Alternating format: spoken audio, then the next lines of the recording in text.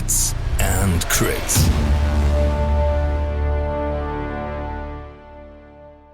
This video is brought to you by Asmodee and Fantasy Welt. What's up, Hits and Crits family? Welcome to this video on the current state of the Song of Ice and Fire, the miniatures game in 2025. We made this video because when you check all the communication in the communities, the Discords, everywhere, it's a communication of uncertainty, of everyone speculating and expecting things, right? We expected the patch in August, September, if I'm correct. New units. In addition, we got some bad news in terms of tariffs, financial situations of CMON, and with all this struggle in this video, we want to try to gather all the information that happened in the last few months and give some context and our view on what's happening. And so we're here. I'm accompanied by Dennis. That he did an excellent job to gather all the information and also put some good context behind it. Great to have you, Dennis. As always, it's a pleasure. And I hope I got all the information, not sure. But we wanted to kind of gather all this because also some big part of the community probably is not following every single step. And that leads to some confusion, what is going on with CMON, what is going on with the game. And we're trying to get some clarity here. And we have some information that we got from communicating with CMON in this situation. So we hope this would be something that's helpful and interesting for the community. Exactly. So that will be the big information of this video. But let's start chronologically.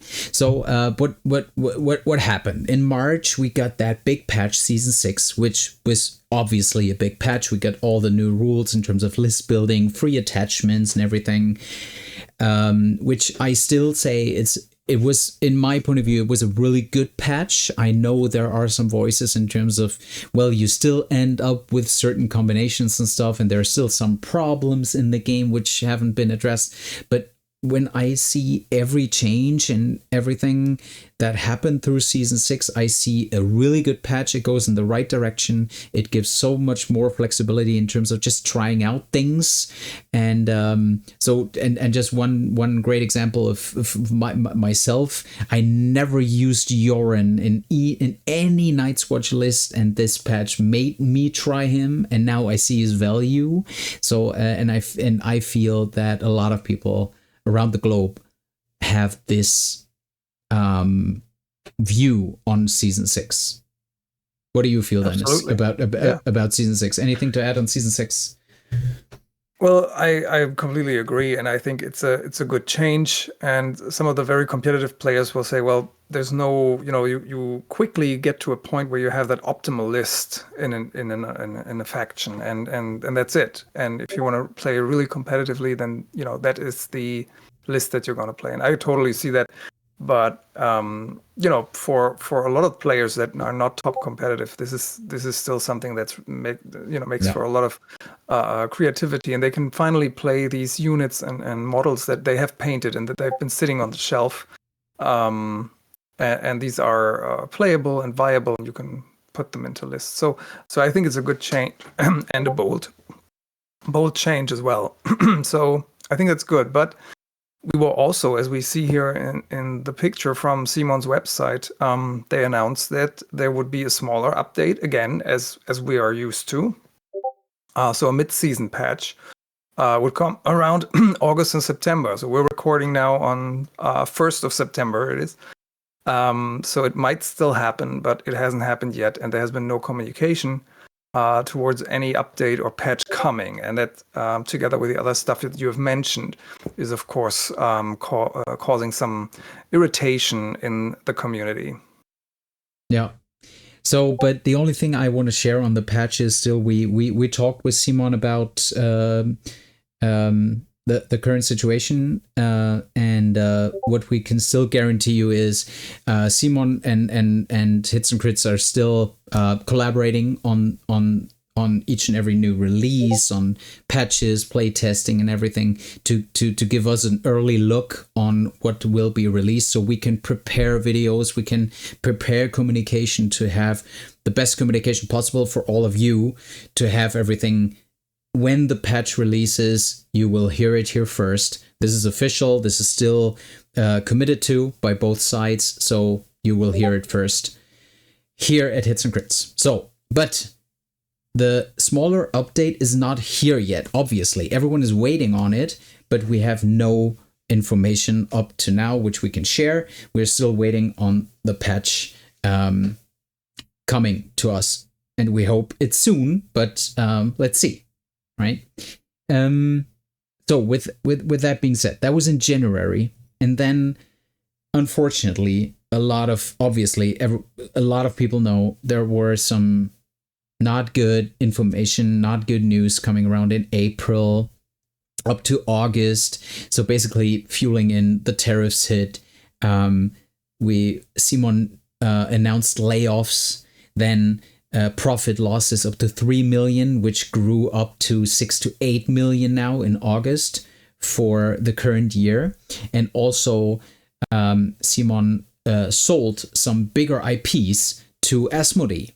So this is everything that happened basically in a nutshell between April to August, and especially all of those news made the full community fueled by uncertainty. And is that game still, will this game still be alive in 2025 and 2026?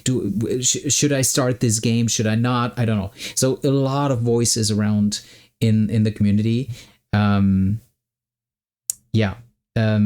So absolutely.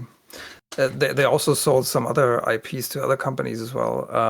But this is kind of the situation, and that paired with little communication during this time, of course, leaves a lot of question marks, and people start to speculate, and there's a lot of people who have been doom calling on CMON for a long time. And of course this is happening again.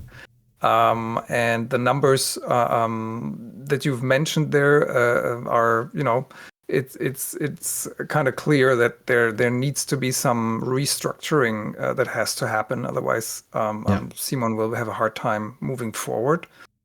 So this is that, and we're hoping. Also, we don't know a lot about the internals there, except for what is officially known and what you have posted here. But we really hope that they can pull through, and we know that there has to be a lot of restructuring going on that they are doing. So they're active. They're selling IPs. They have to lay off people and change their trajectory there, and we hope that they can pull through. And what we're really happy about, though, is that they have mentioned that they're still committed to the game.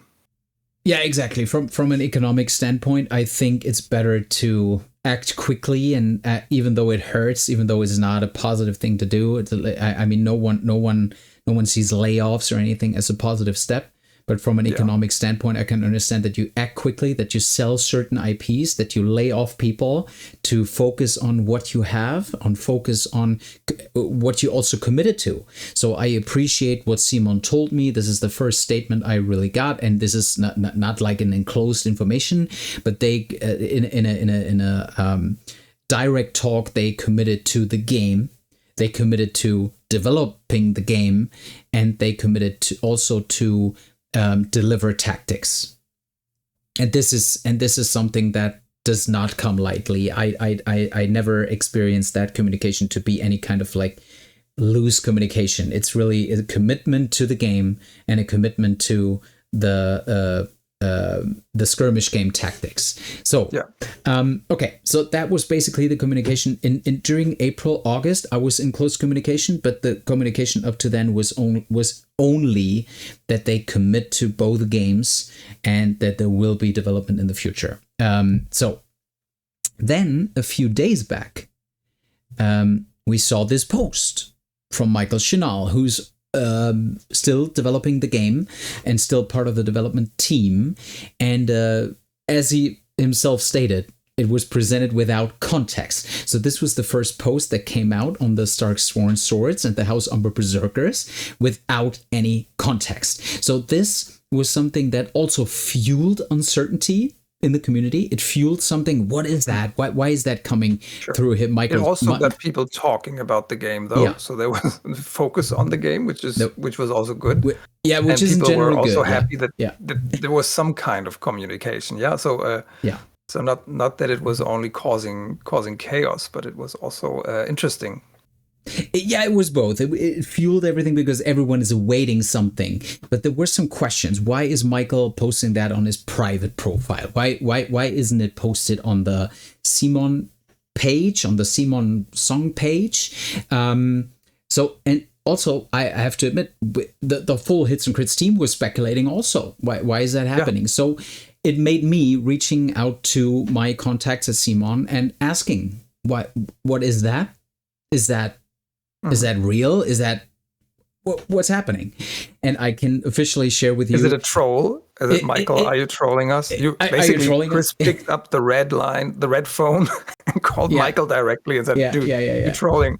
Yeah, like a Batman back in the day, the red phone, and was like, "Is that real? Is that a troll? Is that fake? Whatever." So I can officially announce these are official CMON playtesting files. Michael is actively working on the game. That being said, also when you read the cards that we checked through today, obviously these cards are not final. Obviously there is a lot of work going on in these files, in these cards. We see a whole lot of like targeted units. We see some a word missing. So obviously there are totally work in progress. Yes.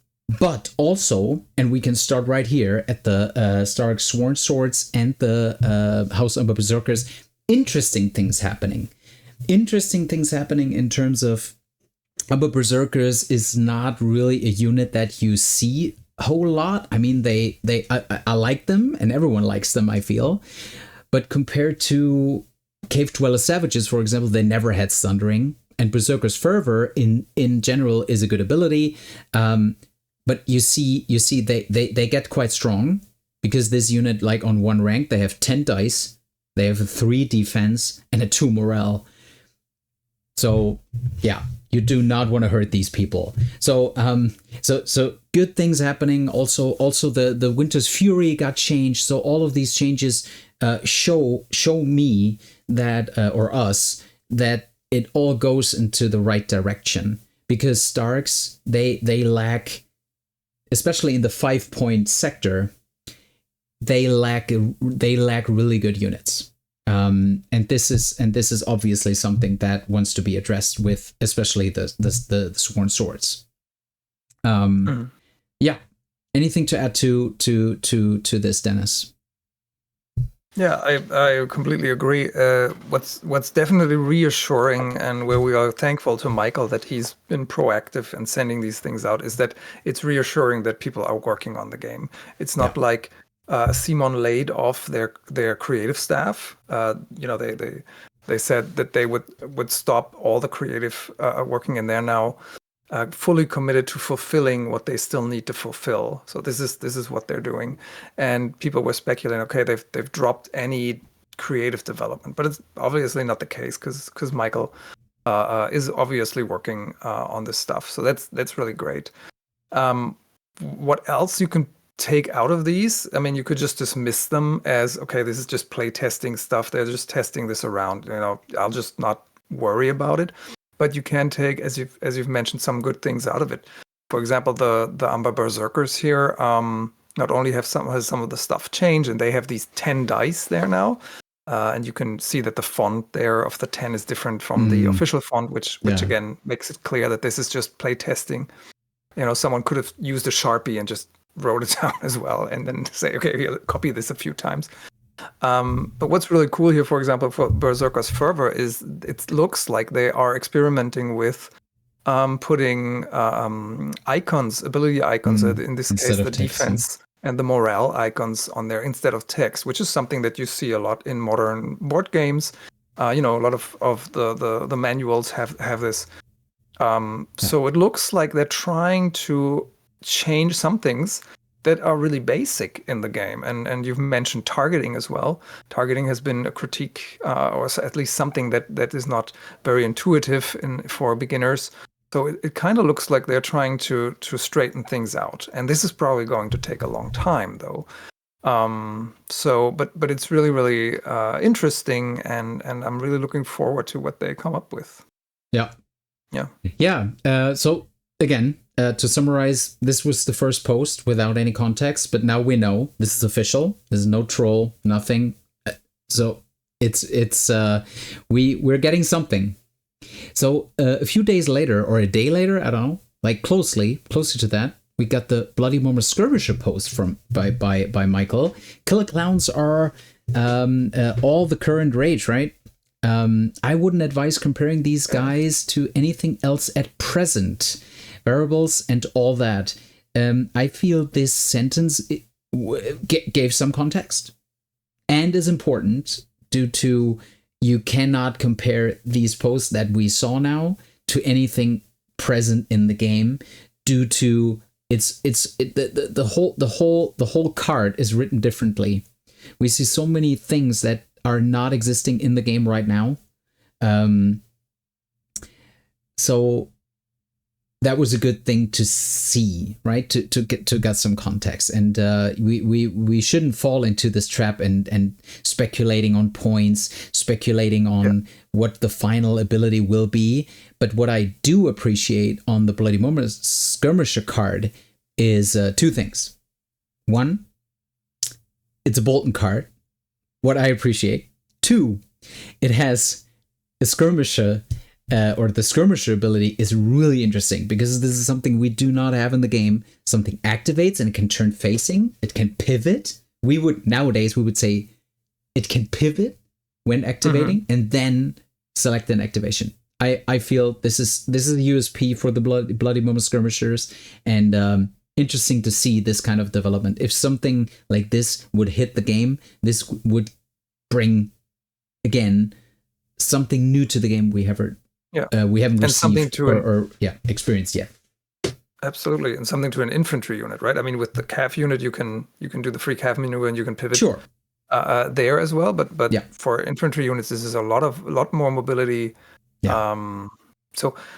But we don't want to go too deep into these changes, like what they actually do, because again, this is just work in progress, and we don't know what it will look like. And Michael Shinall in his post here talks about a lot of variables and so on. So, nothing here is getting into the game as it is. But it's interesting. And one other thing, so I have a third maybe, that is interesting, is this has a House Bolton background. So this looks like a House Bolton unit and not a neutral unit, which the Mummers were before. So this is really cool. Why is it cool? Boltons need some love. And that obviously gets us to the next post, I guess. Is the next post, but you stole post. With your third one, you stole my first one because I said it's a Bolton card. But whatever, whatever. But you can mention it enough how important it is to see some Bolton love, because like just talking out of the last weeks from my games, I played against Boltons after season 6 with their new faction ability and kind of stuff. I think 5 to 6 times, and you really see them being kicked up a notch. I mean, they can do much more, but they still lack a strong 7-point unit in my opinion. But this is just my opinion. I'm just saying. But you see, they work way better, but they still need some ingredient to be really good. And I want them to be really good because Boltons are just awesome, right? I mean, since the start, and I remember talking to like Chris Tran back in the day, like years back, when they were just available for neutrals, and he always wanted to play pure Boltons and stuff. And nowadays we got it, right? Yeah. Now we have Boltons, and I want them to be as good as any other faction. So, as you said, the next thing will be even more important for the Boltons. Is another day later, he posted Vargo Holt and also 2 tactics cards from the Boltons. So again, we do not want to like go too deep, dive too deep into each and every sentence on this card, not like the usual stuff we do here. What I feel is really important, the Boltons would get a 4th commander. This is really crucial to me. And also Vargo, from the lore perspective and everything, it works really well. So I would love to see Vargo in Boltons. What I want to highlight on this, when we look into the middle, the sadistic mutilation card, there you see especially what they're trying to do with the targeting kind of things. And we all know, as Dennis already mentioned, targeting is always a thing the community is still sometimes even speculating. We have a great community FAQ which covers all of these stuff, where Nachtalb is really involved, and all the other great individuals from the players and individuals from the community. But it's fair to say that targeting does bring up some question marks, especially when we go into the mid-player sector. So they're trying to do something on these cards, and you see it right here. Like, completes a melee attack, you may remove 1 weakened token from the defender and target that enemy, destroy 1 of its attachments, or that enemy suffers 2 unblockable hits. So you see a lot of namings. I mean, it bloats the cards, but it also gives clarity on who's targeting who. And or it tries to. Even again, disclaimer, it's not final, it's not completely clean, it's not completely precise, but you see the direction where they head. And we haven't had a real change of this targeting and all of this in years. So I really appreciate Michael and the team working on this. So that's the thing I want to highlight on the Vargo card. Yeah, absolutely. And what I also like about his post there is that he acknowledges that Boltons could use some love, right? And I think that's reassuring also for Bolton players, because they've been, suffering at the bottom of stats for a long time. And it, you mentioned they need a 7-point unit and something hard hitting or something, some ingredient. It's also that the panic playstyle is a bit luck dependent, right? If the opponent passes these panic tests all the time, it's going to be a tough game. So I really appreciate that they're looking into this and listening to the community, or just realizing what needs to be done, and especially that Michael is posting this, because I believe that, or I'm sure that he has a lot of passion for this game. I mean, if you're so invested into this and have worked for these long years, it's just got to be a passion project aside from being a job. So I really appreciate him doing this. Yeah. Well, very well said. The only thing on this post, what put me down a little bit, was when I checked Fear Keeps a Man Alive and Sadistic Games. What I like the changes of Season 6 and Season 5 to these cards, because it gave more panic, it gave more flexibility in terms of so Fear Keeps a Man Alive right now in the current card is long range, right? Yes. So, and each and every one heals that. So obviously this card is not final, because it also ends with the sentence, for each wound caused by that panic test, each targeted unit may restore 1. Whatever it is, one what? But again, I really hope these cards are not final, because it would be worse than the current iteration of the cards. We know, also Sadistic we know Games. they're not final. Though. Yeah, we know they're not final. He has stated this. Yeah, he had stated this. Once again, I would strongly suggest not immediately going to comparing present things with existing things, because they're not the same thing. These are playtests. So whatever, maybe they're just trying to, test how does it work when we target that unit into the text. And then we print a couple of those and we give it to playtesters.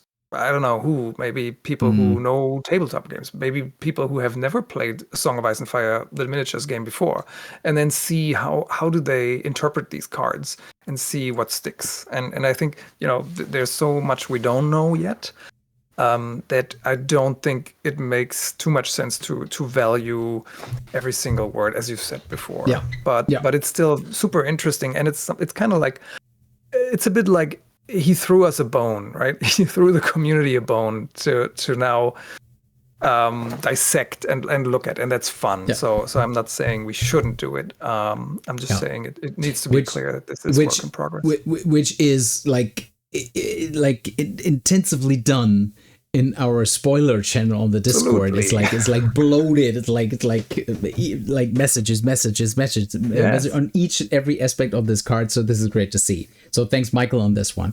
So so that's basically what we got today. So these 3 posts by Michael as official playtesting files. Hold up, we needed to interrupt the video while we were recording because, like, you mentioned the red telephone. Yes, it seems to work. It seems to work. Michael heard what I said about a strong 7-point unit. So he just posted and there was again communication in our direction for the Dreadfort Blackguard. So the Dreadfort Blackguard, 7 points now, a strong 7-point unit. They recently already got the 5-point movement, now hitting on 3s, 7-6-5. Same defensive profile, no, even better defensive profile now on 5 morale. And got precision also, and a totally revamped horrific visage, which is cool. What I really like about his post also is these are Dreadfort Blackguards. So we also already saw, like, when Boltons came, a lot of people said, why don't we have 2 versions? The neutral version should be not as good as the Dreadfort Blackguard, and now it seems so that we go that route, that we have probably 2 units in the game. Yes. So the horrific visage. Yeah, exactly. So each time an enemy engaging this unit performs an action, any action, not attack, before resolving that action, target that enemy. It suffers 1 panic test with -1 to its roll for each remaining rank of this unit. So even if they retreat, they are engaged, they retreat, they need to suffer a horrific visage test. That is exactly bad, or could be bad, right? Bad for them, yeah. So I don't know if you once you are engaged with them, if you would retreat, but yes, that's going to cost you. That's going to hurt you now if you do it. And it's so funny because we stopped the recording. Yeah. And the minute we stopped the recording, so I got something minutes ago. He posted that, and then we were like, okay, we have to put this in. So this is like super fresh now, and so funny because you mentioned the 7-point unit before. Yeah. And here it is for the Boltons, and I have to stress this. I mean, his wording in his post and what he says. What does it all lead to? Well, we'll discuss this soon enough. To me, it looks like this is going to be something that at least the Bolton players have asked for a long time, is to balance the Bolton units and their neutral counterpart or their neutral version separately, because this opens up a lot more tweaking opportunities for the Boltons, right? You can leave the Bolton Blackguards, so the neutral version, you could leave them as they are, or make them, not have as much synergy with panic, or I don't know. And then you could have the Dreadfort Blackguards, which would be an exclusive Bolton faction unit. Have them have other skills, and it's awesome. And I mean, Horrific Visage kind of hints towards a global change for the ability, right? Because a lot of units have that. Yeah. But who knows? So yeah, this is really really interesting. And notice that we talked earlier about his post being super cryptic. This is of course still cryptic, but again, we get more info. We will discuss this soon enough. So it just shows that they're listening. I think Michael knows that the community is a bit has some uncertainty. I mean, he obviously knows that. So I really appreciate him doing this. Yeah. So fresh off the press, we needed to include this in the video. Yes. And and now back to the original video. What else is official? Official is July 25th. we got the announcement from the CMON page, CMON update fulfillment, retail, and the road to Essen. So basically the post said, we're fully committed to deliver, which I want to really highlight. Again, this is in each and every conversation we have with CMON. They always ensure us that they are fully committed to tactics and they want to deliver everything that is promised. That includes the app and also the song-related stuff. So tactics is, for those who don't know, tactics will also come with some unit cards or attachment better attachment cards, which you can include in the miniatures game. So they want to deliver in each and every aspect of this game, and they're fully committed to do so. So this year, CMON will have a booth in Hall 5.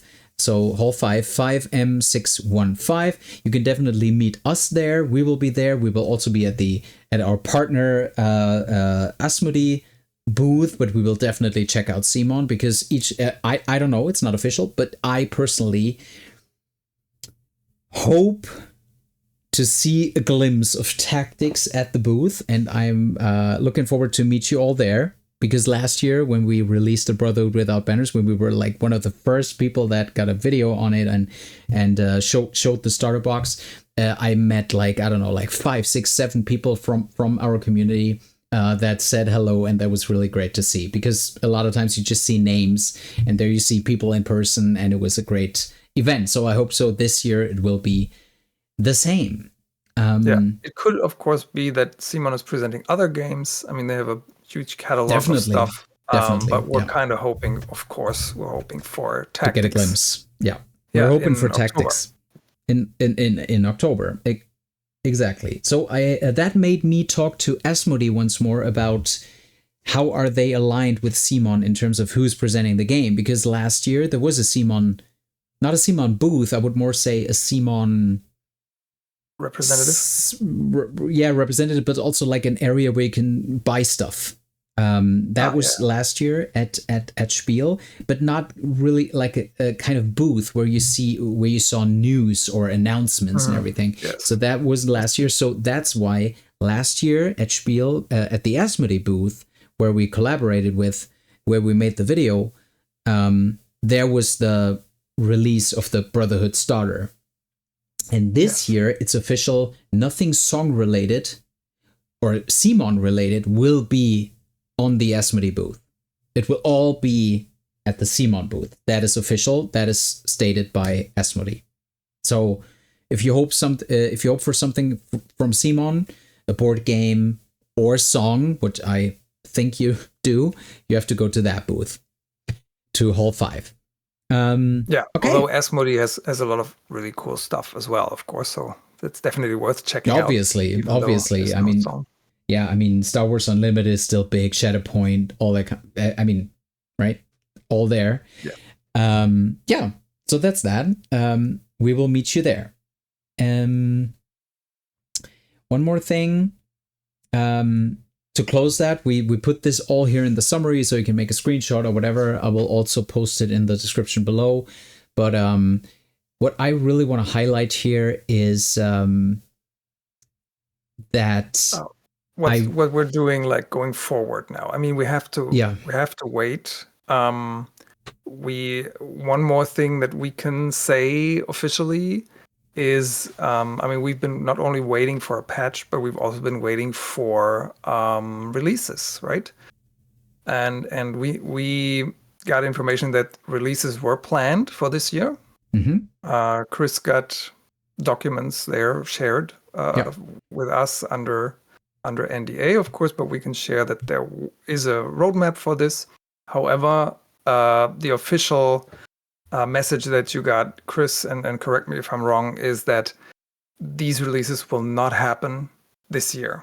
Yes, so exactly. This has been postponed because of all the aforementioned difficulties in the board game industry itself, but also for CMON. So what they're officially doing is that the fulfillment of tactics is priority number comes one first at the company right now, or fulfillment of all the Kickstarters that they have to fulfill still is priority number one, and everything else like releasing new stuff for Song will be postponed to next year. Tactics, it's supposed to come out when, Chris? Early 2026. I can't really commit. Maybe late Q1, early Q2, something like that. So it might be that we won't get new releases for Song specifically until then. And so that leaves us with a bit of a gap, so to speak, right? And we don't know if the patch is still coming this year. It might come mid-season update. But if not, see. What do we do? So what do we do? I mean, like one more sentence on the release schedule that was shared with me. The release schedule looks really cool. I mean, I saw and I can say that much. There will be. Don't say too much. No, I don't say too much. I know what I can say. Okay, so we definitely will see at some point we'll see Brotherhood Without Banners individual boxes. Obviously, because this is happening all the time. But also on the release schedule are 6 new releases. So 6 boxes which are new. So which is not in the current game right now. No new sculpts, no nothing. Really new stuff, and that really excites me. But what Dennis just said, it won't happen in 2025. So we have to stay strong, and this is something we really want to highlight here on this slide, on this summary. We have a strong community, not only in Europe, not only in Germany, but also we see a lot of cool nationals globally happening. The Canadians are coming up, the US nationals. We also see emerging communities becoming stronger and stronger. Australia, South America, Asia. So they get bigger and bigger and more engaged. So that's really a thing that I really like to see. Also, we got to keep stats under our belt also, but the community was able to save it. So this shows how much the community pushes the game itself, even if CMON is not able to in the next couple of months. There's so much stuff going on. We're going to be at Realms of Battle here in Poland again, like last year, and we'll stream there, and it's going to be a huge event. There are online events happening all the time. If you're if you're stuck with finding people to play, go into the Discords, join one of the online tournaments. There's so much stuff to do. Tabletop Simulator has custom factions now. A lot of people from the community have been creating custom factions for a while now. You can go to Tabletop Simulator and play these custom factions. You can play the others. You can play the Nightwalkers. How awesome is that? So there's so much stuff going on right now that the community provides, and that the community does with what CMON gave us, with this cool game they gave us. So I'm confident that we can bridge this gap until we will until Q1, maybe Q2, and then as you said, we'll also have tactics coming out, and we'll probably have a lot of stuff, a lot of rules and miniatures that we can use in our war game. So exactly. Yeah, one more thing on custom factions that is really a thing that I love so much about this community, that we get so many people engaged, putting hours and hours and hours in putting into these factions, and like high quality artwork, high quality. I know it's easier in times of AI, but still, it's like high quality artwork. All the cards are on point, and they put so many hours in and effort in to make these cards not OP, working well within the game. So this is really great to see. And this is a little spoiler. In the next few days and weeks, you will also see something from Hits and Crits coming your way in terms of custom, what we created. I can definitely say that. So keep an eye out for that. Yeah. So Yeah, that we also didn't talk about custom game modes, right? Yeah. Some people from the French community evolving around their YouTube channel, the Le Barateo, they've started a project to create new game modes that are already kind of out there, and that we are also going to do a video on. So we have some community produced or created game modes also. So there's a lot of stuff. But I didn't want to take your last sentence away there. So go ahead. That's it. I'm so excited about everything that, and I feel very confident that this community and all the great content creators and everyone in this game today can gap this or bridge this gap until we get tactics in our hands and until we get the patch and some more releases. Most important thing is that we get something for Night's Watch, right? I mean, this is the most important thing I want to see in the future. Let's see. I don't know, right? But let's see if we get something for our beloved factions. So yeah, with that, I can't stress enough that I feel confident, and I really wanna tell especially new players that it's still a great time to jump onto Song. So try TTS, or in your local communities, try to find someone to get an entry game, play a few rounds, because this game has still such a USP within the wargaming industry.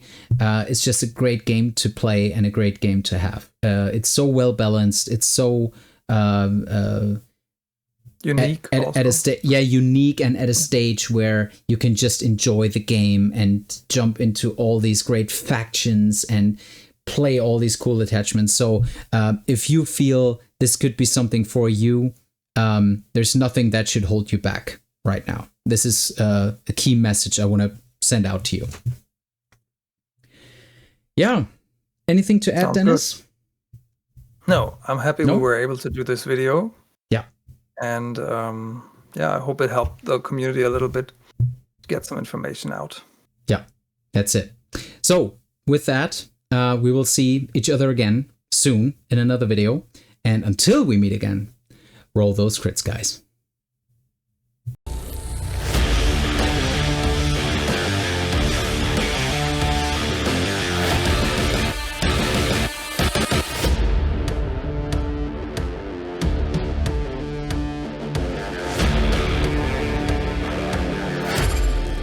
Come for the hits and stay for the crits.